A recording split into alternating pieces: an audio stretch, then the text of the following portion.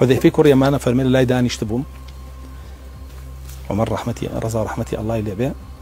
برسياري فتنة كرد ديكيلا ايوه حديثك الى برا لبعري فتنه افرمي وثمان فتنه انسان لمالو من دالو اوانيه نيجو رجو زكاته انا يسرته ابوي فرمي وانا اعلم فتنه جورا كان عليهم ويكروا كاتا مسلمان بس فتنه تفرقيه و وكو شوي تاريخ دا بازت سريان كرسول الله صلى الله عليه وسلم فرميت افرمي حذيفه لمجلسك يا دانش تبي جاء مجلس او حذيفه كريمان سبوري فتنه كان فرمي اي امير من داران تو بو برسياري او فتنه ياكي تو تيناكبي تو ناكبي تو فتنه لنيوان تو فتنه درجاكي بهزه افرمي الدرجه اكلته يا اشكينري واو فتنه ندين افرمي اشكينري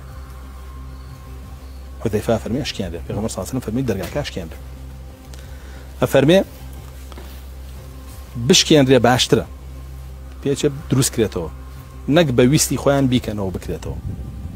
او وقتي تدان اخرته ك مجلسك هلا سن وارون وبجيه هلن برسيال لحذيفه كان الين او درجه شيء فرمي عمر خويدي فرمي خويا زاني اشكينري يعني كوج شيء ذكره فرمي خويا زاني او دواتر لحج خوابينه لو ارزي حاجه ككلا شيء دنوكي ليا دواتر كاتك ابو لؤلؤي مجوسي لن يجيب يعني يا خنجري هذا الشهيد يكاو يتل دواء ولا سيدي امام عثمان يا كم في قدر سبه